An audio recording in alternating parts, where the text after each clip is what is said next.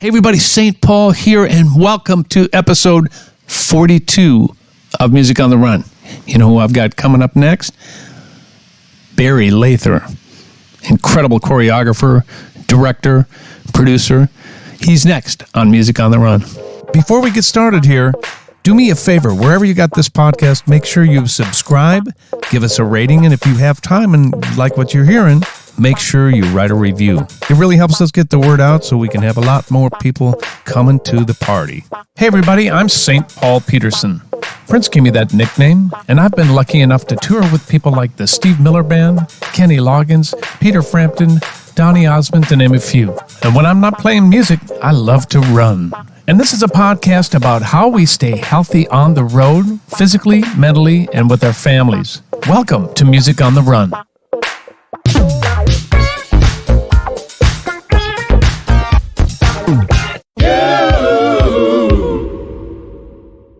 Hey everybody, welcome to Music on the Run. My name is St. Paul Peterson, and we are now at episode 42. Man, hard to believe. Sound a little bit like a baseball announcer. Hey! My mom and dad used to play the organ at the Twins game from the inception of the Twins in the 60s all the way up through mid-1972. So that was always super fun and part of our summers growing up. How was your weekend? I hope your holiday weekend, your July 4th weekend, was great. Mine was. I got to go out to California and visit my daughter. And while I was out there, we had a Funk Friday barbecue, LA edition. You're going, what's Funk Friday? Well, if you haven't checked out Funk Friday, it's our weekly 1-minute series of funk jams. We've done 70 of them. Isn't that crazy? And we've had over 100 world-class musicians, and they're little nuggets. They're 1 minute long, and they keep saying, why did you put out a record? I'm like, because once money gets involved, then it's not as much fun. So we're doing this purely for the love of music. So go check out Funk Friday. That's what it's called. And you'll see it on our YouTube page. You'll see it on all of our social media. Anyway, we finally had a chance, and some of these guys I've never got to hang with in person. So I called a barbecue, and I sent out an invite, and we had probably 25 people at this barbecue at my buddy's house. Thank you, Oliver. I appreciate your use of your barbecue. We fired that bad boy up, and we had a blast. And you know what else I did? You guys, it was my aunt's 95th birthday. My mom's sister. She looks exactly like my mother, so that tugs on my heartstrings, and she's such a bright, incredibly sharp 95-year-old woman. So we had a family reunion up there in Bakersfield, had a great time, so I hope your 4th was as good as mine was. Let's jump right into it. We might as well, right? So, episode 42, Music on the Run. My next guest here is a dancer. Get ready for the list. Choreographer, director, producer, and yes, a recording artist. And we're going to talk about that because I don't hear a lot of podcasts about your recording artist, Dave. He's worked with so many people, including Janet and Michael Jackson, Donny Osmond, Carrie Underwood, Britney, Usher, Queen Latifah, and just a billion more, and we'll get into that in a little bit. I just looked at his choreography and directing reel, and it's mind-blowing. So make sure you go check it out. Please welcome my old buddy, Barry Lather. How are you, man? Hey, doing good. Good Excellent to see you. Thank you so much for taking the time to come on. Thank you. It's all good. Happy to join you. Tell me what you've been doing for the past year. I mean, you and I seem to be in the same boat as far as, in the same biz, but I think you were actually busy in the last year, right? Were you directing shows or were you at home? It did definitely slow down big time. Definitely slowed down. I probably did 3 jobs in 15 months, which is not the norm, Of course not, so, No, but things have picked up for sure. I just got back from Greece, and I actually finished a show that I was working on when the whole lockdown happened. So I got to go back and actually finish the show, complete it, and get it on its feet. Where was that, Barry? It was on Celebrity Cruise Lines. It's a cool. brand new ship they just built.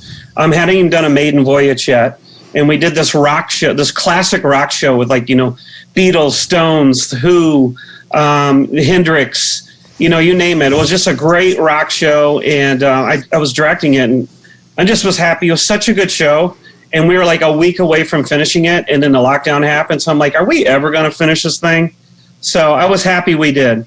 You're lucky you didn't get caught on that cruise ship. Yeah. I mean, I know a lot of people who were out. In fact, our intern Tanner used to work on cruise ships, and he said he had so many friends stranded out at sea for months upon months upon months. So, do you know anybody from those cruise lines that got stranded at all?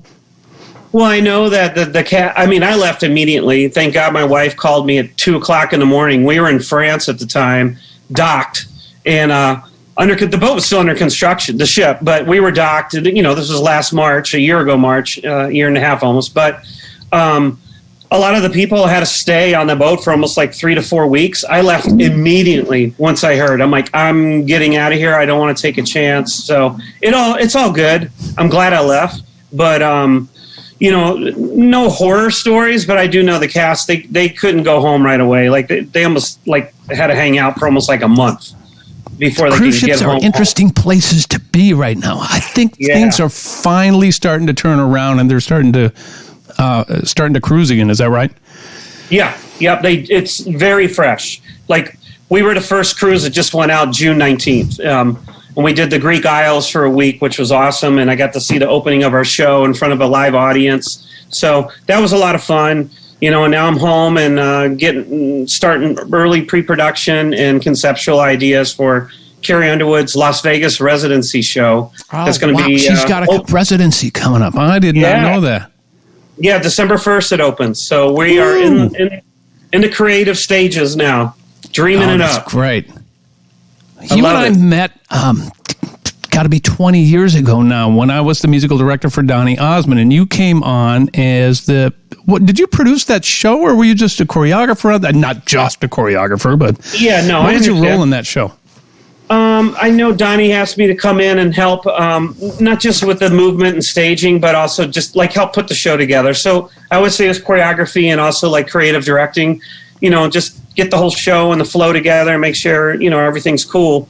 So I wasn't just focused on the steps, but just the overall, and lighting and moments. And as you know, pacing and timing is everything for a show.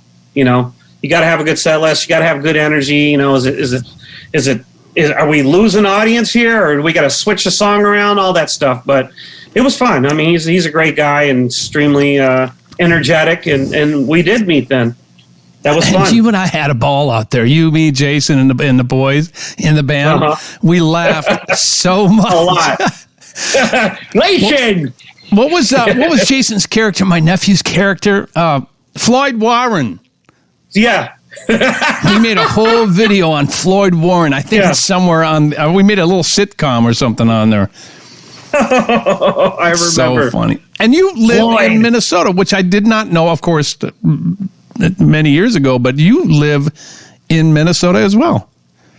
Yeah, I mean, I lived in I grew up in Atlanta. I was an Atlanta kid. I grew up in Atlanta right out of high school, senior year. Boom, went to L.A. Was in LA for about 15 years, and then I've been in Minneapolis, outside of Minneapolis area now for 20 years. Craziness. I can't believe that. That's unbelievable. Yeah, me too. Like, this is the longest I've ever lived anywhere. Right. We're always on the go, And the dude can play some golf. We've had some fun on the golf course. We're going to get out again this summer for sure. In a few weeks. Yeah, we got to. Let's take it all the way back to Atlanta. You mentioned that you grew up there, and tell me about your family. Yeah. My mom, basically I was in a dancing family. My mom was a dance teacher. At one time, she had 2 dance studios back in Albany, New York. That's where I was born, but they moved down south when I was like a year and a half old. So Atlanta's my, all my childhood memories. But my mom was a dance teacher. I'm the youngest of 5 kids. We always danced growing up. Music was always on in the house growing up. And then the funny thing is my dad sold dance wear, dance supplies, dance shoes, tap shoes, toe shoes, ballet shoes, leotards. So the costume business, with all those recitals that dance studios have. So it was kind of funny. My mom and dad were definitely like a yin and yang. And I grew up in that type of environment. And also I toured every summer. You know, it's weird to say, hey, I toured as a kid, but I did. I mean, really, I was on the road every June and July from 5 years old to 15, touring city to city to city with my mom, who was on faculty with this dance convention, company. And it was kind of like me and my sister. They're like, you're going on the road with mom every summer, and we were her little demonstrators up on stage in front of 300, 400, 500, 600 dancers on the floor. So I just pretty much grew up on this kind of traveling, dancing kid every summer throughout the whole 70s. It was pretty fun and pretty funny looking back now. Like, oh, I grew up kind of different. You've been on the road since you're 5 years old. You might win the record. You or Donnie might, one of the two of you might win the world record for that. That's unbelievable. Yeah, it was what pretty kind of crazy. music was playing around your house? Because not only are you a dancer, but you're also a singer. Yeah, we got to talk about that in a little bit. But what was your mom and dad playing around the house? It's funny. Most of my memories, as far as mom and dad playing music, was always like in the car, you know. But I have 3 older brothers, and one of my older brothers was more definitely the music guy and had all the albums and all the records and the fancy stereo equipment that, you know, the young brother, I don't touch the stereo. Don't touch my stuff. Yeah, that's an Are you the youngest? needle. I'm the youngest of 5. Yeah, youngest of 5. Yeah, me too. I've got older brother. Don't touch my stuff. Yeah. So, but yeah, I mean, I grew up hearing, you know, all over the place as it was in the 70s, you know, pop music, rock music, R&B. It was just a fusion, you know, disco. We heard, you know, Ohio Players, Stevie Wonder, the Jackson 5, you know, but then I also would hear Bad Company, Foreigner, Foghat, Styx. You know, it was just a smorgasbord of music. Donna Summers, you know, it was just all over the place. But that's how the 70s was to me. Parliament Funk. Oh, yeah. Zap. Right. I mean, so in a dance family, who are you looking up to? Who are your influences in dance at that time? Besides your mom. Yeah. Well, I mean, I definitely 100% watched Soul Train and American Bandstand every Saturday. And, you know, I was fascinated by the lockers that were on Soul Train, and just their street dance flavor and vibe. You know, I don't even think we called it street dancing back then. We just called it locking. Yeah. But, you know, they were roboting and locking and doing all that just like athletic, cool, funky stuff, you know, with crazy, like baggy pants and suspenders and funky hats to the side. And I'm just like, who are these people? They look like dancing clowns, you know, but I would emulate them. I loved them. I would emulate them. I mean, that's where I learned the robot, was watching television. Wow. I was so into robot when I was like 7, 8 years old. I just thought it was so cool. And then, you know, years went on, and by the late 70s, early 80s, you know, then break-in and street dancing got bigger and bigger and bigger, and, you know, b-boying and all that. So it's kind of weird because I look back, I'm like, well, I've been attracted and fascinated by locking and street dancing, and now here it is, you know, another little evolution later, and I'm still loving it, you know. So that had a big impact on me. But I also would see, which is crazy, I also was exposed to Broadway shows at a young age, because every summer we would tour, and the last city was always New York City. It was always Manhattan. And I always knew, and I was, you know, I didn't realize how lucky I was as a kid. I always got to go see at least one Broadway show every summer, you know, whatever the hottest show was. You know, I remember seeing The Wiz in the mid-'70s. I saw Annie. I saw 42nd Street. I saw Dancing, Bob Fosse stuff. So it was kind of like I was exposed to like tap, jazz, ballet, but I also loved street dancing. So I was like a hybrid kid that just got exposed to a lot of different things. So, like a musician, you're well-rounded in every genre of dance then. Yeah, I mean, I have favorites. You know, obviously jazz was my all-time favorite, and you know, and then street dancing and popping and locking and waving and all that. You know, I got obsessed with it at like 15. But I did take ballet growing up. That's your technical training. You know, it's like if that's your core, you got ballet training, you could do almost all the other stuff, but you had to have your ballet training, which, you know, I didn't love when I was a kid. I'm like, oh my God, I got to take this because I have to, because mom's telling me, mom and dad, it's good for me, whatever, but it's all good. I'm, now looking back, I moved to LA when I was 18 to dance and hopefully become a choreographer. And the first thing, I quit ballet, or I think I was around 13, but I stuck with jazz. So I knew, like, okay, you're going to do this for a living, and you're going to try to dance for a living and make a living, and go for it and get a check. You got it. The fastest way I had to get better was I got to get my butt back into ballet classes. I had to.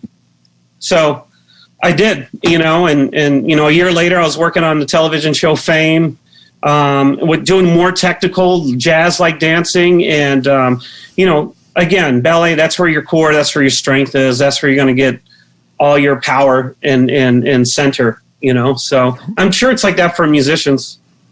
There's got to be stuff that you trained. Like, you got to have this core.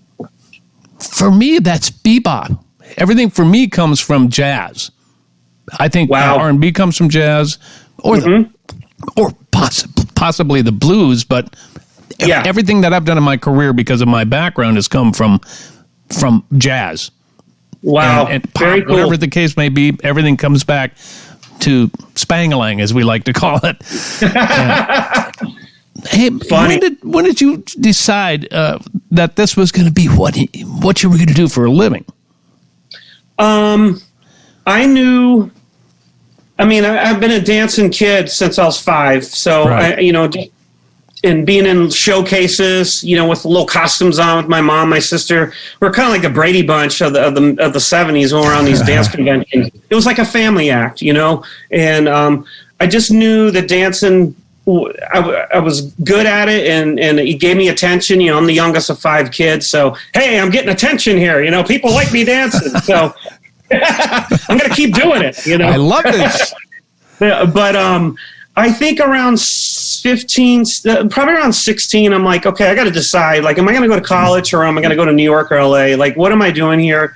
And I just knew, I just kept thinking it was to me, a kid from Atlanta. It was New York or LA, and I just wasn't feeling stage, theater, Broadway for me. And I was feeling MTV was only 3 years old at the time.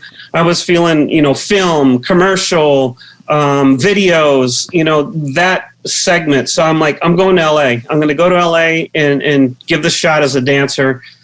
And I thought about it a lot, and I was just worried that if I went to college and spent 4 or 5 years at college, then moved to LA when I'm maybe 22 or 3, right. Like, I just wanted to get in it right away at 18. And I had a scholarship waiting for me in LA at one of the biggest dance studios. So I'm like, I'm going to get all my training for free. And 7 days a week, I can take class. And I'm like, that's where I'm going. So it was the right choice for me, and I always knew, I want to be a dancer first, but secondly, I somehow, some way, I want to become a choreographer. Because I always love freestyling. I always love making up my own steps. Yeah. I love being put on the spot and do something. Freestyle, dance, baby. Freestyle. Dance. So I love that. And I loved making up my own little routines. So I knew I had that, and I used to help my mom with her routines at 12, 13 years old, make up the steps, memorize all the steps. And, I didn't realize I was choreographing. I didn't know that word at the time. I was just like, I'm making up steps. I'm just making them up and they're fun. But then I realized you're choreographing. That's the what key you're doing. word is fun. Yeah, because everything I've seen you do, you have fun with. Absolutely. And you surround yourself with people who you turn it all into fun. Because that can be a very, speaking from experience, it can be a very intimidating, terrifying experience for somebody who doesn't move well. Yeah. To have a choreographer come in and say, I'm going to help you. And immediately I start to pucker up. I'm like, oh man. And then I get tighter. But you have the ability, and I've seen you do this, you have the ability to make it into something that's not tense, that's not stressful, and you make it fun. And you've been doing that evidently since you're 12 or before that. Yeah. I mean, I love it. I've always been around music and dance my whole life. So that's all I knew. And I enjoyed it, and it made me tick. It was part of my soul. So, I mean, I remember pinching myself because, I mean, I really thought I would probably have to work as a dancer for about 10 years before I can even become a choreographer. I just thought, you know, work with the best, try to learn as much as you can, observe, you know, on every gig, observe the choreographer, how they conduct themselves, how they maintain themselves. Like, because that's what you want to do, watch, learn. But it happened quickly for me. And like I said, I just... You know, I was in a couple Janet Jackson videos that Paula Abdul had choreographed, and she hired me, Paula, and forever thankful. And that's how I met Janet. And as time went by, after Paula, Janet had literally she called me up and asked me would I be interested in choreographing for her. And I was just like, yeah, I mean, that's what I want to do. You know, I just couldn't believe the opportunity. You know, she brought it up, and you know, I started choreographing at like 20 years old. You know, I had a short-lived dance career. I danced 18, 19, 20, and now I'm suddenly choreographing, and I'm like, wow, this is really happening. You know, I started doing music videos, then those commercials, then those films. I'm like, oh my God, like this choreography thing is taking off, which I was so happy. I just didn't expect it that soon. That's all.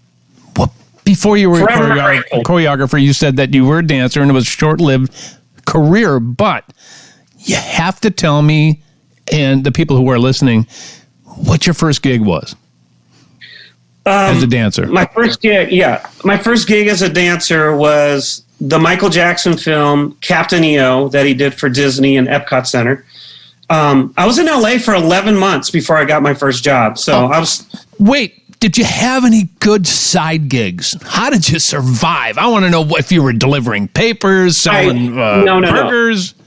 No. I was teaching dance. So I would teach my own dance classes, you know, which I had been doing since I was 15. Right. I would teach classes on weekends. I taught for the company that Joe Tremaine is his name, famous jazz, you know, master, West Coast jazz style. Joe Tremaine, I taught for his dance conventions and was one of his assistants. So I was teaching dance to make money, you know, until I can make enough as a dancer and a professional working dancer in LA. But my first big gig, and I'll never forget it. I mean, 1,400 people auditioned, and they hired 40. They hired 40. And me and this other girl were the two youngins in the back. You know, I was 18 years old, almost 19. And I'm like, I don't care if I'm in the back of 40 people. I got the gig. I'm working with Michael Jackson, and I'm like going to have to join the union. And I'm like, this is happening. I'm working with Michael right now. And just 2 years earlier, I was a senior in high school, you know, watching Thriller, watching Beat It, you know, watching all the music videos with street dancing in it. You know, Michael was on top of the world then. It was his first huge project after Thriller. After the whole success of Thriller, everybody in LA wanted that job. And you know, again, pinched myself. I got that gig, and I was so thrilled and so happy. Unreal. So then you started working with Paula after that. Now, I have a history with Paula as well. Yeah. She choreographed my Rich Man video, which is probably crazy. 1986. Yep. At that time. Yep. And so she was a friend of mine back in those days. And so she hired you to be in the Janet videos. I'm just recapping what you've already said. Yeah. Around the same time. What were those two videos that you were in of Janet's? I was in Nasty Boys on the Control album, Nasty Boys, which was her second single. And then I was on the third single, When I Think of You. So both of those music videos. And then that's Jam and Lewis. Yeah. Oh, yeah. Yet another Minneapolis connection. I know. It's crazy. It really is funny. And then, gosh, I think The Pleasure Principle was her fifth or sixth video off that album. Mm-hmm. And I choreographed The Pleasure Principle video, not Paula. Paula had done all the first. Huh? That was the big one in the warehouse. Videos. It was huge. Yeah. Her solo in the big warehouse by herself for 4 minutes long, holding it down. Crazy. That was my first big video that I choreographed. But what's funny is talking about Minneapolis and Jam and Lewis and all that. Just a month before I choreographed that video, I did Janet's control performance on the American Music Awards, January of '87. Oh, wow. And then it was just her and 4 guys. And one of the dancers, I felt terrible. I'm a young choreographer, hiring people older than me or peers that I look up to. I'm like, hey, I'm choreographing. I want to hire you for a gig. But one of the dancers didn't work out. And because I choreographed the whole thing and I knew all the steps, Janet and her boyfriend at the time, they're like, we're a little concerned about him. And I'm like, yeah, I get it. I see it. I know he's not as funky as the other guys. But they go, yeah, we're just thinking maybe you could take his place since you know everything. And I was like, what? I was like, oh, no. Wow. So you're asking me to fire somebody, let somebody go and take his spot. But I did. I had to for the integrity of the job. And so I did that American Music Award performance of Control, her and 4 guys. I'm dancing right off her shoulder. And the very next month, I choreographed her live performance on the Grammys with Jam and Lewis and Jerome. So wait, did you have to incorporate all the steps all that we did? You stole all that stuff and made sure they were comfortable because they'd been doing that for years. Yeah, the penguin. I called that the penguin. We used to do the penguin. Chili sauce and all that? Chili sauce, all that stuff. So, and after that Grammy Award performance, so I did 2 in a row for Janet, both award show performances, and she was just killing it. Yeah. And John McClain, at the label, A&M, just said, you're doing her next video, end of story, boom. And that was the Pleasure Principle, which is just nuts. Yeah. Did you? That's why it was happening. Did you know at the time that, Janet was 5 singles in, so it was evident that she was going to be a superstar, but did you? Yeah. Was that intimidating for you to go, so much of her image, her movement, everything she's doing here relies on what I bring to the party? Was that intimidating for you at all? I would call it intimidated. I was nervous, but it was a good nervous, and because I cared, and I wanted to do the absolute best job I could. And I felt like I proved myself a little bit on the award shows, but this wasn't this is a music video, crafted from the beginning to the end, and, working with a director. And, originally, which is funny, is that music video was going to be Janet with Nasty Girls. Yeah. And I remember in the meeting, it was actually John McClain. He says, you know what? We've seen Janet dance with guys, with girls, with guys and girls. He goes, for once, I would love to see her just dance by herself. Yeah. And show to everybody she don't need dancers around her. She could do it by herself. And I was like, that's pretty bold, but that's where it ended up going to. That's what the music video ended up being that. That was groundbreaking. Yeah. I think we rehearsed 5 to 6 days at a little dance studio in North Hollywood. Mm-hmm. And then it was supposed to be a 2-night shoot. It ended up being 3 nights because, we're shooting from 7 p.m. to 6 a.m. Ooh. And there was so much to capture. And I remember at the end of the second night, it's almost 5 a.m. and we still had a lot to do. And she was running out of gas. And I remember the director is looking at me and we're looking at Janet and we're just like, you know what? We're just going to have to come back tomorrow night because we just couldn't finish it. Right. So luckily we did. And she came back fresh and nailed it. And, long story short, a year later, I was up for 2 MTV awards for Best Choreography in a Video. One was Sting, which was on A&M Records, and one was Janet, the Pleasure Principle, and I ended up winning for Janet, which was nuts. And you're 22, 21? 20 something. I was almost 21 years old. Unreal. So not only is Janet's career flying, so is yours. This leads to so many different things for you. That had to be the door opener for you. Oh, 100%. 100%. I work with Jody Watley. I work with Troop. Had a meeting with Pebbles. Didn't work with her, but Expose, Sheena Easton. It was just go, go, go. All suddenly I was doing all these music videos. So wait a minute. Now, for those of you who are not watching this is a funky white boy. Did anybody go, man, where did you learn how to move like that? Seriously, I get this question a lot in my life. Why'd you get so funky? And what's your answer to that?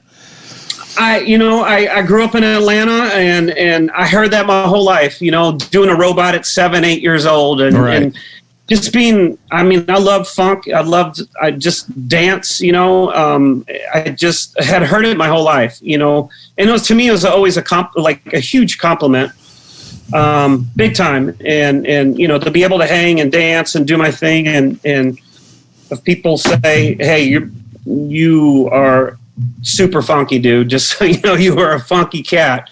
To me, I'm like, well, thank you, but I was like, oh, well, I felt it inside. But it was cool to hear that,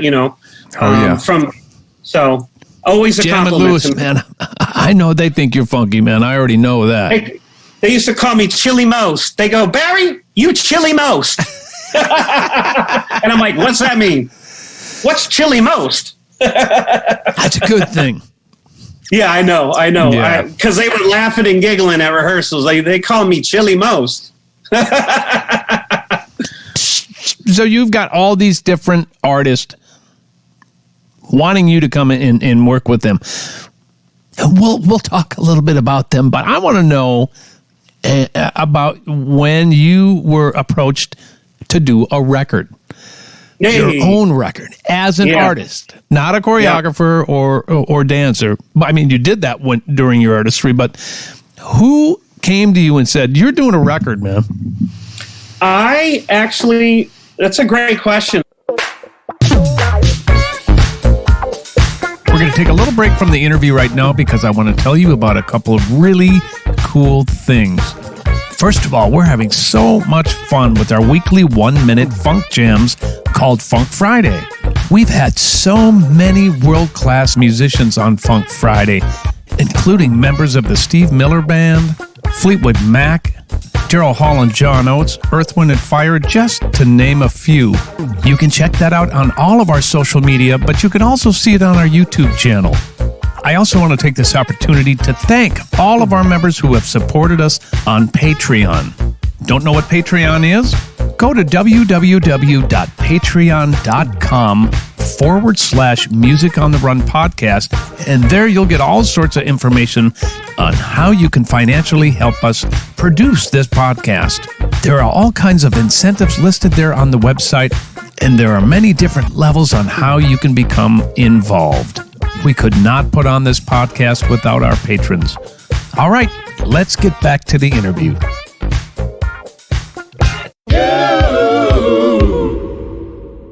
Who came to you and said, you're doing a record, man? That's a great question. I guess after 2 years of working with so many artists, and helping artists move and help choreograph them and help them, look great for their videos or, TV award performances. I just would pour my heart and soul into choreography. I never moved to LA to ever think to be a singer. Never. It was dancer, choreographer.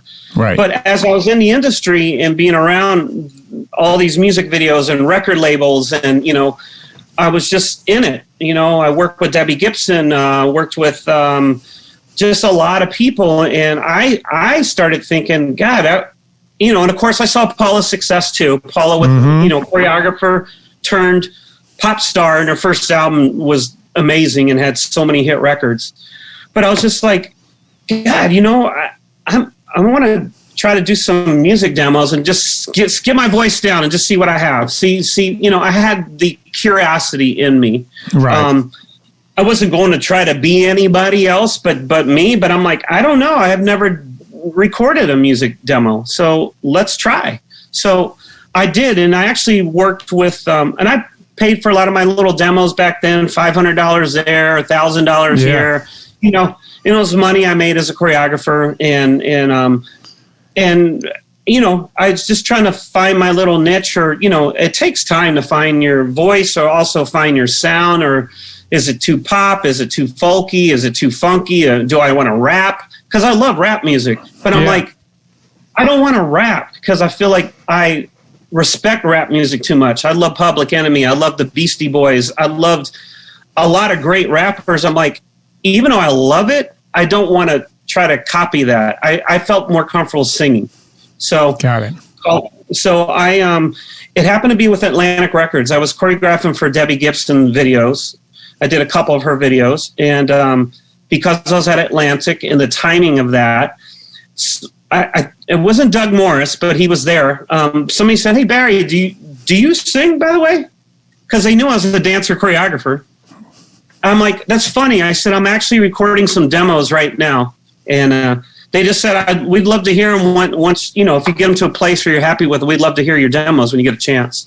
And that's who I asked. You know, once I got 4 or 5 demos together, I contacted them and played it for them. And it's crazy. We're at a restaurant in LA, and they were passing around this, like, I swear it was a cassette tape, but probably was a CD, passing around the dinner table. People are like listening, and I got offered a record deal that night at dinner. You gotta be kidding me. No, it was crazy.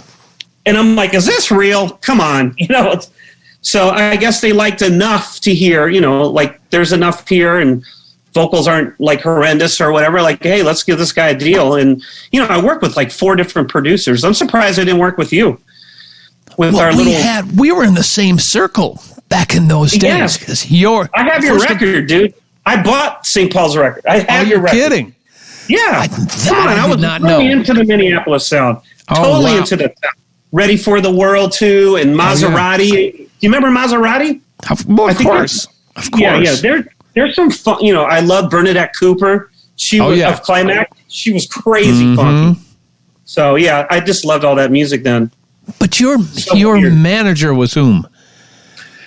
At the time, I had a manager just managing me, trying to do the record deal thing. I didn't really have a manager for like dance and choreography. I just had my agent, you know, and that was fine. But like I had Terry Hartman was her name. And then there was a guy named Dan Brennan. Well, he was my manager. Yeah, Dan Brennan was my manager when I left Prince. And John McClain was in my world back in those days. And you mentioned John McClain with Janet Jackson. So yours and my world almost collided. I mean, we were following each other around. And what's really funny is that you worked with Debbie Gibson then. I work with Debbie Gibson now. Which is nuts. She's been on this show before, too. Wow. Isn't that nuts? Yeah, it is nuts. Yeah, I did 2 of her videos back in like 89. And I also got to work with Prince, too. I mean, that's another thing. Well, let's jump off there and talk a little bit about that. How did you get to work with Prince? Was that Bat Dance? Is that right? Yes, it was. Bat Dance, yes. In 89. I had been choreographing. I worked with Janet, which opened the doors to work with Sting. I worked with George Michaels on his tour. Again, his management wanted like, hey, we need some steps. He needs steps. We just need more of like a movement guy, you know, somebody helping with choreography. Because George had the voice and he had the records. Yeah. And he had the good looks. You know, it's like dancing was probably one of the things that wasn't his forte.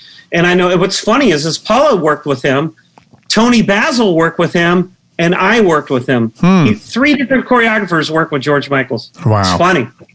But and then I got a call to meet with Albert Magnoli. He was with Prince at the time. Oh yeah. And I remember having a meeting with Albert and Prince and to discuss doing his music video, which Prince was pretty low key and quiet, you know, was very observant, similar to Michael to me. Michael was usually quiet in meetings, but you could tell they're very observant. They know everything is happening in the room. But Albert did most of the talking, but I'll never forget that in that meeting for Bat Dance video, you know, I'm thrilled to death. I'm like, I can't believe I'm working with Prince. Like I saw Purple Rain like 6 times the summer of 1984 when it came out. You know, I just graduated from high school. I'm getting ready to move to LA and Purple Rain comes out. The movie Breakin' came out that summer. I mean, this was like craziness. Everything was, you know. So anyways, huge, massive Prince fan. And had a meeting and it's funny. He's like, he wanted a video that was different. And I'm like, well, what do you mean by different? He said, I want it to be theatrical.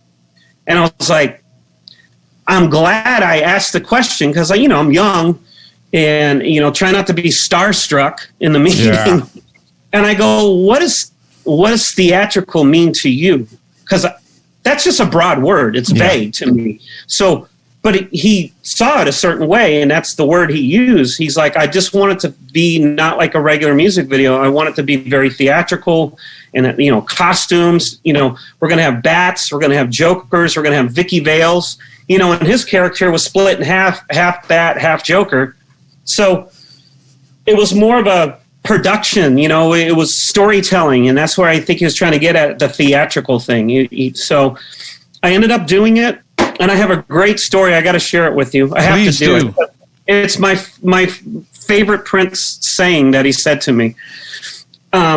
So I'm in rehearsals, hired the dancers. I got the gig. I'm about three days in, and I'm like, as a young choreographer, I'm like, I don't want to choreograph the entire music video and say, hey, you want to come in and look at it now? Because if I'm not on the right track, I got a lot of reworking to do. So I was about a minute in, and I established, because they did say, they wanted the jokers and the bats to have conflict. Establish the jokers, establish the bats. There's conflict between them, and eventually Prince's character gets, revealed in a video. So I'm doing crazy stuff. I'm choreographing out of the box for me with these jokers and with these bats. And I'm about a minute in. I'm like, I got to have Albert and Prince look at this. I got to make sure I'm on the right track here. So they came by rehearsals. They checked it out. Prince was all decked out, looking cool as crap, all his clothes and shoes and car. And they checked it out, and we went off to the other room, and I'm like, so what do you think? I showed it to him twice. And it was just Albert and Prince. And he's like, they're like, yeah, they liked it. And I go, so after this, I'm trying to figure out what direction to go next. I go, after this, we can do more bat stuff or more Joker stuff, or we can get them fighting more, or we could do this, or we could do that. And I was doing all these suggestions. I go, what do you think? And Prince just looked at me and with a smirk on his face, and he goes, I don't know, cuz that's up to you. Whoa. So he kind of, to me, I'm suggesting this, and they liked what they saw so far. So to me, it was kind of like, you on the right track, you're doing your thing, keep running with it. He just said, I don't know, cuz that's up to you. What he did is he gave you the nod, is what he gave you. He gave me the nod. He gave me the green light. Yep. And I was like, did he just say what I thought he just said? Classic. It was pretty cool. Yeah, and then I kept working away, and then, a few days later, he eventually came in and started learning his choreography. I had to get everything done. Did you have to actually sit with him and show him his choreography? Because Prince is a great dancer. I suppose he can't really free-for-all there. He's got to learn the steps, right? Just like anybody else. Well, he does this thing. Prince definitely has Prince movement, Prince steps, signature Prince steps. And he does them in the video, but he also had to learn all the staging. Like, where is everybody? Like, where am I right now? Right. When do I move forward? When do I leave the pocket? When do I, pull focus back to me? So there was a lot of choreography going on around him. Yeah. So it was staging him and working with some of his movement, which was cool, man. I mean, I just couldn't believe I'm working with Prince, and he's learning choreography. And, usually with artists, to make them feel comfortable, you work with them one-on-one before all the dancers come in and you start integrating them with the dancers. You never want a star or an artist to learn choreography while people are watching them. It's like it's uncomfortable. Yep. So, yeah, one-on-one with Prince, it's just so fun, And I remember, too, because he came to those other rehearsals all decked out in like crazy, cool, custom-made outfits. He came to rehearsal with black shorts on, some high tops, and a black T-shirt. I was like, wait, time out. No, he did not. Basketball shorts. I never, in all the time I worked with him, saw him in anything but just decked out. So he came to work. Yes, he came with like he came from off the court playing ball with his buddies. It was like high tops, black shorts, and a black T-shirt, and it was all kind of cut up. His T-shirt was all cut up. And I was just like, oh, he's got like rehearsal clothes on. Like he's going to sweat. Dang. There's no pictures, of course. No pictures. Hey, selfie. No, of course. No, I understand. no. But I remember it caught me off guard because I thought he would come like, just decked to the nines with the suit on or something, I played basketball with him when he was decked out to the nines and had high heels on. So Exactly. This is the first of me hearing him coming to any rehearsal in shorts, because he used to give me crap about what I would wear in tennis shoes and shorts or whatever, because, that's who I am. Yeah. He looked at me like, really? Yeah. Really? Does that mean you quit? Oh, yeah. It was about that for him. So that's fascinating to hear that. It is. It was. It tripped me out. It surprised me that he wore that when he came to rehearsals. It was just me and him and a studio in North Hollywood and a mirror and a boom, a sound system, and like, let's go. It was cool, man. Super cool. Let's move into, instead of doing music videos, let's move into talking about doing things. Let's talk about the Super Bowl for a minute. Yeah. You choreographed, and did you direct that as well? I choreographed it. Yeah. Just choreographed it with all those artists, staged it, choreographed it, dancers, artists for days, Tell me the names of some of the folks you got to work with on the Super Bowl. Smokey Robinson, the Temps, the Tops. They kind of had old school Motown, and then they had the newer school Motown. So it was Martha Reeves? Who else? Smokey, Tops, and then it segued over to Boys to Men, Queen Latifah. Just kind of, it was like old Motown mixed with new Motown. We mashed it together, but there was like 20 dancers too, on this massive stage down in San Diego. I'll never forget that. That was a lot of fun. Just the fact, like, this is a Super Bowl halftime special. It was like 2 weeks of rehearsal in LA. It was close. It was in San Diego. So all the LA dancers were down there. And, I grew up a big sport fan. My dad was a huge sport fan in a house of 4 boys and 1 girl. Oh, yeah. And I remember being so excited that I'm choreographing the halftime special for the Super Bowl. But I also was happy. Deal. That's the biggest of the big, man. But then I was like, but I'm at a Super Bowl game. That's even cool. Like, I'm at the game, that we always watch. You get to see the game. Yeah, I'm working. However. Yeah. It was crazy. Yeah. It was so cool. It was a great memory. A lot of fun that year. That's back in 98. You reinvented yourself once again and added to your resume by starting to direct world tours and doing TV shows. What exactly does that mean? Because, I don't even know what that means, and I'm sure my listeners don't either. Tell us a little bit about the difference between, choreographing for video and then directing world tours. Yeah. I realized choreographing, and it's a great question, and choreographing is all the focus and all the attention is all about the steps, the movement, and the staging.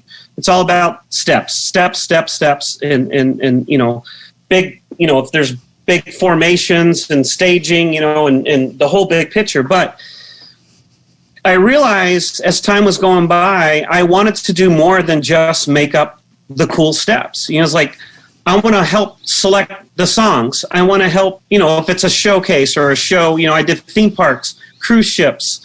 Then I started doing world tours for, Usher was my first big world tour. I wanted to be involved more than just choreography. I wanted to be involved with the conceptual, and that's where our creative directing comes in. Conceiving what the concept is for that song in the show, and then where are we going to next? What is the lighting? What's the screen content? What's the costumes? Is this, just Usher with 4 girls, or is this Usher and the guys, or is this everybody on stage? Like, so... are we in a Mad Max world, apocalyptic thing? Are we in underwater? Like, so it really was conceiving all the creative for a show. And that's directing, creative directing, and putting the show together.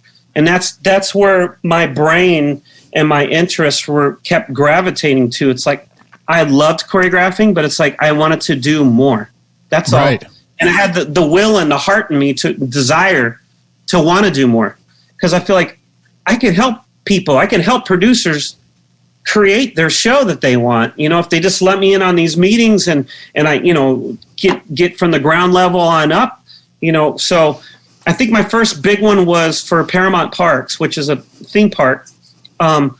We did Retros Repeat the Beat, and it was basically songs from the 70s and 80s, stuff I grew up on.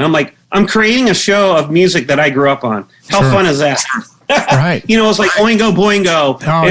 Was, Queen. It was a Blondie. It was Devo. It was all over the place. I'm like, this is some fun stuff. I mean, and then some 70s rock too. It was just a lot of fun. And I realized, what props? I want props for this performance. I want the dancers to have, these light sticks or chairs, or, can we have aerialists come down from the ceiling and whip around in the air, like all that type of stuff. So to me, that's the bigger picture. Big time. That's the whole show, the whole kit and caboodle. So Usher was. If you can dream it, you can do it, right? Yeah. That's basically where you're at. You brainstorm this from the beginning of the show to the end. You come up with a concept or a storyboard or something like that. Yeah. Present, and then it's like full on. Then you start building, right? Yep. Once the design, and that's a big thing too. Is what is the stage design? What is the aesthetic that we're presenting? Is it like steel, metal world? Is it smooth and glossy and acrylic? Is it soft goods? Where it has softer tones? Is it jeweled? What is it? Is it LED screens that move around in the air that separate and bust into 4 pieces or one big piece? So all those things. Is there lifts? Is there escalators? Is there conveyor belts? All those toys and gags and special effects, fire, lasers, pyro, fog, all that stuff. It's like, that's the stuff to me that's exciting, like dreaming up these not crazy, just cool performances that the audience can enjoy. So you're enhancing the entertainment value of the music, really. That's it. That's your gig. That's the new gig. Yep.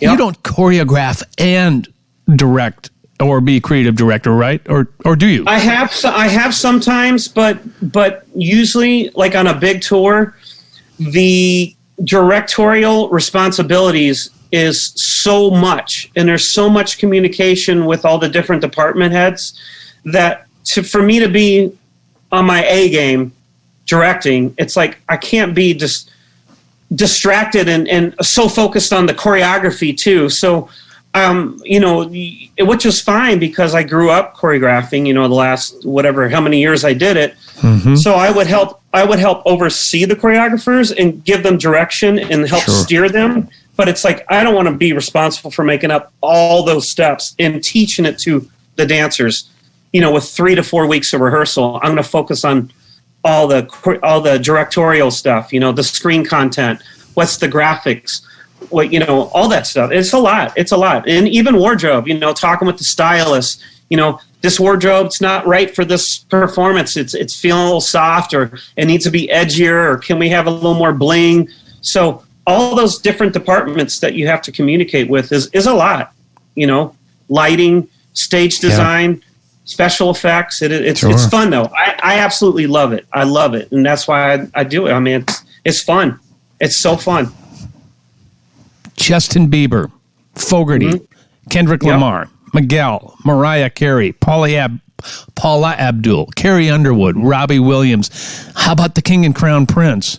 I mean, that's unbelievable. You have to tell us what the difference is building a show for someone like a legendary act like Fogerty rather than building something for someone like Carrie Underwood. What's the difference there? Well, I mean, Fogerty, it's amazing. And I did 3 to 4 tours for Fogerty. And, I was a huge fan of CCR as a kid. My brother had all the records, and I grew up listening, Down on the Corner and Fortunate Son. And, even like, have you ever seen The Rain? There's just, he's a great songwriter and obviously a great guitarist. Yeah. I mean, that dude, he has over 200 guitars. He's a major guitar collector. But here I am. My mindset is different because it's not, a Mariah Carey or a Carrie Underwood or a Bieber or a Rihanna. I'm dealing with a legendary rocker who's proved himself 100 times over, who was played at Woodstock at 24 years old with his band. Right. I mean, that's freaking amazing to me. So it was kind of like, but I do know, and his wife managed him and still does. They were searching for more production around him to complement his music, and whether it be visuals, more powerful lighting, and to give him more of a show that has production value to it. So that's why I was brought in, because he has the songs, and he, they had great lighting, but we added special effects. We had pyro, and we had fire, and we had this and that, and then set design and screen content is what we brought a lot to the table. So to me, it was pitching a lot of, what songs are they, and pitching the ideas of what the visuals will be for each song, and I create a whole creative treatment, like a document. Sure. And, you always pitch it and see if they like it, or if they don't like it. If there's something they don't like, that's fine. Just exit off the list and I'll find something else. Being flexible, I've learned, is key. And just because somebody doesn't like my creative idea, I cannot take it personally, because it's a matter of taste. If they're not feeling that, it's like I can't force somebody to like it. Like, why don't you like it? It's such a great idea. It's like, no. If they don't like it, they don't like it. Fine. And I don't hold a grudge. I go, okay, cool. Or sometimes I might say, what don't you like about it? Because they might sort of like it, but there's something in there that's rubbing them the wrong way. And I'm like, oh, I can fix that. No, that's an easy fix. So, but with Fogarty, though, his music was so iconic, so classic rock. I mean, to me, it was an honor to work with somebody like him and to help bring production. Because to me, he was a superstar. He was a superstar. And I felt like his show, back when I first started working with him, wasn't giving him, and the word isn't notoriety, it wasn't presenting him as this iconic rocker superstar that he is, and an amazing musician. I'm like, he deserves this. He deserves to have an amazing entrance. Right. Have him come up on a lift and have pyro blow up, and like he's freaking John Fogerty. He's incredible. So I helped bring all that to the table, and it was a great, I did probably 3, maybe 4 tours with him. So it was really cool. We had this one cool idea, which I'll never forget. Him singing Born on the Bayou at 24 years old, and we have the original footage with this shaggy hair. And we have this big scrim, kabuki drop, we call it, a big scrim, projected John singing Born on the Bayou. And then the scrim just drops, disappears, pyro goes, and here's the real John now. So it was like young John, now real John, and he finished the whole song off. It was so cool. It was a great opener. Great opener. How important is listening in your job? Huge, because like I said, it doesn't matter what I like. I will bring ideas to the table, but I need to hear and listen, and everybody's different. There's some artists where they're like, we don't know exactly what we want. That's why we're coming to you. Like, you're the guy with the ideas, and they might have like a very simple description, and that's it. Or there's people, not a lot of artists, that have a lot of like a really solid idea of what they want coming into the first meeting with me. It's usually, it evolves. You talk, you converse, you figure out what the set list is, because the songs are going to dictate what type of production it's going to be, and the hit songs and the this and the that. And so listening is key, obviously. And then digesting what they told you. I go home, I work on stuff and get something together to pitch it back at them and see if, what resonates, what sticks, what goes away. And again, if an idea goes away and I so love it, I've learned, like, you just got to let it go. I mean, I'll fight for something if I really think like almost like they're making an error, but I'll converse about it just for a little bit. And if I could tell, like, you know what, they're not feeling it. Right. I just let it go. Just let it go. So, and it's fine. First step is always listening, isn't it? Same in music. In music. Yeah. Hey, the name of this show is Music on the Run. And I like to talk about how you, the artist, keeps it all together. I mean, you've been on the road since you've been 5. Yeah, how do you deal with being on the road? You're a dad. You're a family man. How do you handle the pressures of being on the road?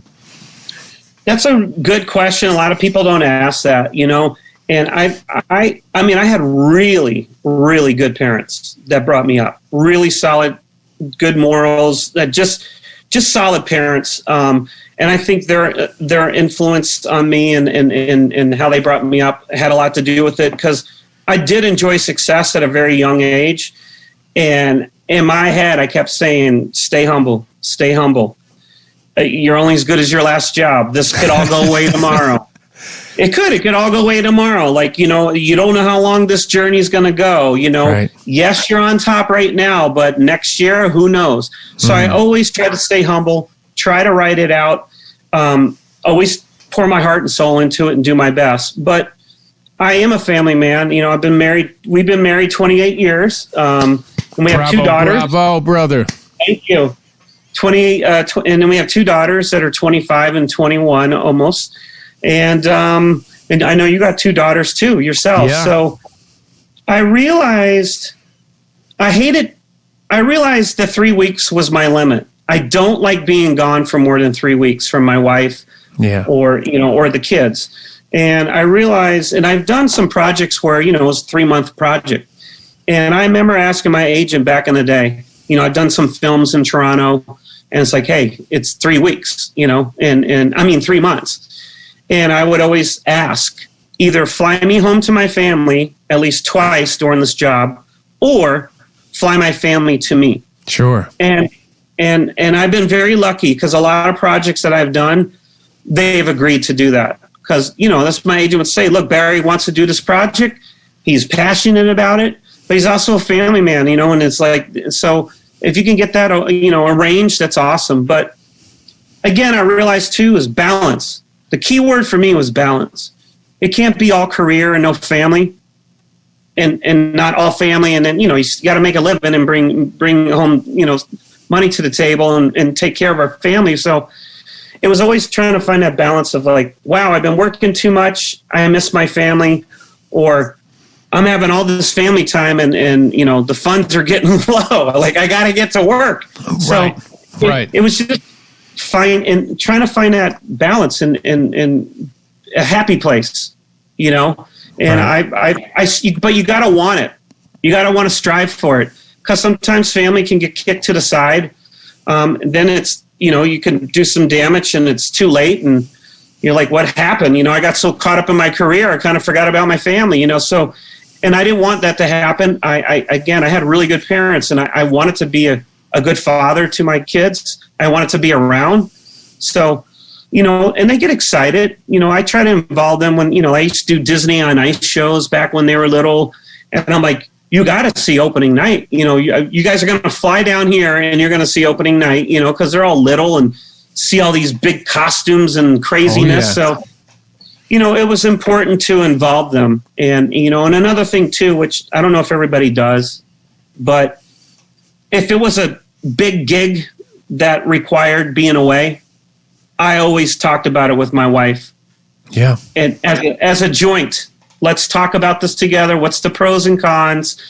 We know it's going to be maybe a little hard on us being away, but does the good outweigh the bad? And we always made a decision together. I never made a decision without her. Just to include and to do it together, because that's what we're doing. We're on this journey together. That's the secret to a long marriage. Congratulations. Thank you. You said there. You try. There's ups and downs, but you gotta want it. It's gotta be important. You gotta work at it too. Fight for it. Yeah, absolutely. So you're a dancer, but I don't know if you do as much dancing now as you've done in the past. How do you stay in shape? That's what I want to know. Now it hurts. Come on, now. You better come clean. You better come clean. I just yanked that. Yeah, I just pulled my hammy. Oh, my back. I just tweaked. Yeah, I tweaked my back. I just danced for literally 1 minute. sometimes when I hear good stuff, I start dancing like I'm 21 years old and I'm not. And, I just start going ham. And I'm like, oh, dang, I got to slow it down. That hurt. Oh. Slow. Yeah. You're at a backyard barbecue thinking you're 18 and you're like, oh my God, I just hurt myself. Yeah. But you got to do something to stay in shape. You look good, man. Thanks. I mean, I don't exercise a ton, but yeah. I still will freestyle. I'll go in the basement, put on some music, and I'll still freestyle. And then I'm always flabbergasted by how I can't breathe, and I only dance for about 1:30. See? Right. See, if you don't use it, you lose it. Check, please. Yeah. If you don't use it, you lose it. So and I have to admit, I mean, I didn't during COVID. I still, and because I love it, I still teach hip hop classes. I still will go to dance studios and teach master classes. Wow. And to me, that keeps me youthful. I go out and I buy new music that I haven't heard. I get inspired. I'll make up new steps, new choreography. And I get in this mode of like, I'm going to teach new stuff. It's making me happy. And I'm going to go inspire these teenagers and connect with them because I've been blessed with a really good career. And it's like, and I noticed about 5 years ago, I'm like, I need to be giving back. I need to give back. I need to inspire. I need to talk about my experiences to the younger generation. And maybe they get a little nugget, they get a little, glimpse of something or inspired. And I notice that's important. I feel like I have to do that more and more and more is to give back because I like I said, I've been blessed with a lot of cool situations. And I just talked to a bunch of college kids about a month ago on Zoom. And they're all like at Pace University. It's like a dance university college in New York, Manhattan. And they're all dancers, inspiring, singers, actors, dancers.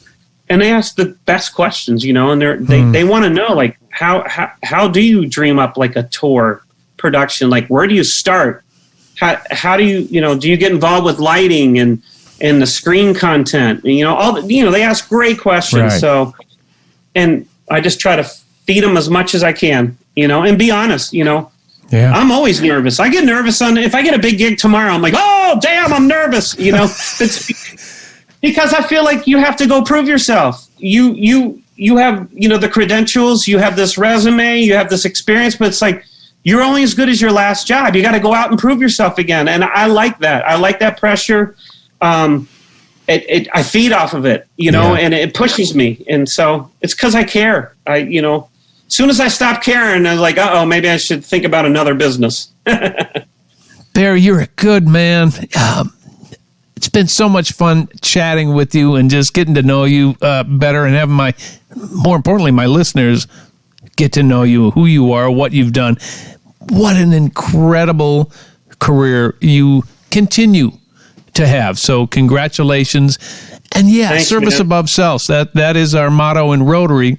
And we continue that into our lives, and we give back musically. We give back with our advice. Knowledge. Really, we appreciate that. Thank you for taking the time out to talk with us. Ladies and gentlemen, Barry Lather. It was a blast, man. Thank you for joining us, man. Woo! That's it for episode 42, and we will see you in 2 weeks. We'll see you later. Music on the Run was hosted by yours truly, St. Paul Peterson. Edited and produced by my buddy, Davide Raso. Artist relations by Owen Sartori. Video editing by Tanner Montague. And a very special thanks to the people who financially support this podcast. And remember, dance like nobody's watching. Yeah!